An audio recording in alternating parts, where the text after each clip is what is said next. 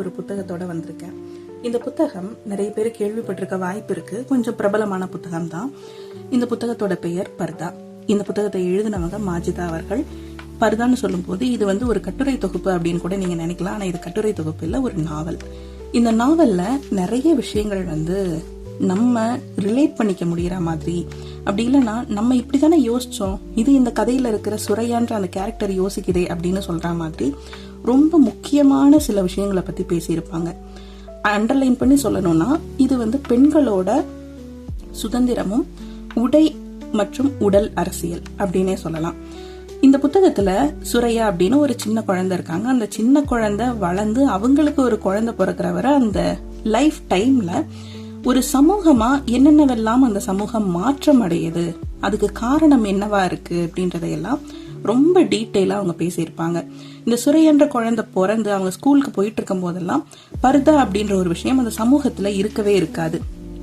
ஆனா ஒரு கட்டத்துல அதே ஊரை சேர்ந்த ஒரு சிலர் வெளிநாடுகள்ல இருந்து இன்ஸ்பயர் ஆகி, இல்லைன்னா இந்த பர்தா அப்படின்ற ஒரு விஷயத்த புனிதப்படுத்துற சிலரோட இன்ஃப்ளூயன்ஸ் மூலமா பர்தாவை அந்த சமூகத்துக்கு எடுத்துட்டு வராங்க. இதுதான் இந்த சமூகம் நல்லது அப்படின்னு சொல்லி அக்செப்ட் பண்ணிக்கணும் அப்படின்னு சொல்றாங்க.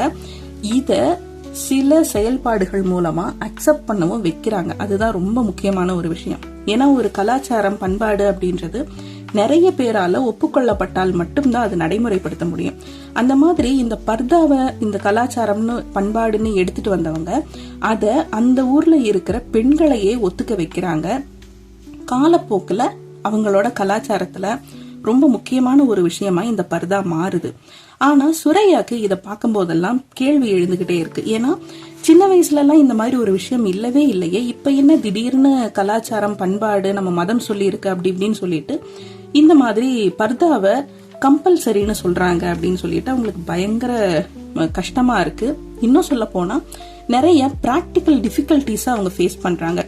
அவங்க படிக்கிறதா இருக்கட்டும், அவங்க வேலைக்கு போறதா இருக்கட்டும், இந்த மாதிரி எல்லா இடங்கள்லயும் இந்த பர்தா அப்படின்றது எவ்வளவு பெரிய ஒரு ரோல் பிளே பண்ணுது அந்த சமூகத்துல அப்படின்றத ரொம்ப சிறப்பா விளக்கி இருக்காங்க. இந்த புத்தகம் இலங்கையை முன்னிலைப்படுத்தி அதை கதைக்களமா கொண்டுதான் எழுதப்பட்டிருக்கு. இதனாலேயே அங்க இருக்கிற அரசியல் சூழலையும் இந்த புத்தகம் கொஞ்சம் கவர் பண்ண ட்ரை பண்ணிருக்கு.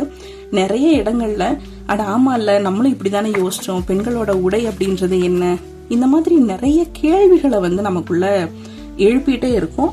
நம்ம பெண்களோட உடை சார்ந்தும் அவங்களோட உடல் சுதந்திரம் சார்ந்தும் நம்ம வச்ச கேள்விகள் எல்லாமே இந்த புத்தகத்துல சுரையா மூலமா பேசப்பட்டிருக்கும். நிஜமாவே ரொம்ப மனநிறைவான ஒரு புத்தகமா இருக்கும். அதுவும் ஒரு கட்டத்துல நமக்கு என்ன தோணும்னா, ஒரு அடிமைப்படுத்தப்பட்ட இடத்துல இருக்கிறவங்களையே தன்னை அடிமைப்படுத்தினது சரிதான் அப்படின்னு சொல்ல வச்சா எந்த அளவுக்கு மோசமா இருக்குமோ அந்த அளவுக்கான ஒரு போர்ட்ரையல் இங்க நடந்திருக்கும். அதை நம்ம படிச்சு உணரும் போது நிஜமாவே ரொம்ப இம்பாக்ட்ஃபுல்லா இருக்கும். கண்டிப்பா எல்லாரும் இந்த புத்தகத்தை படிச்சு பாருங்க.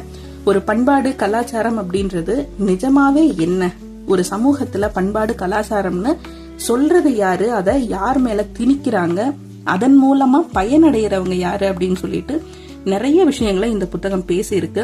கண்டிப்பா இந்த புத்தகத்தை படிச்சு பாருங்க. உங்க எல்லாருக்குமே ரொம்ப பிடிக்கும். படிச்சுட்டு உங்களோட கருத்துக்களையும் கமெண்ட்ல சொல்லுங்க. நன்றி.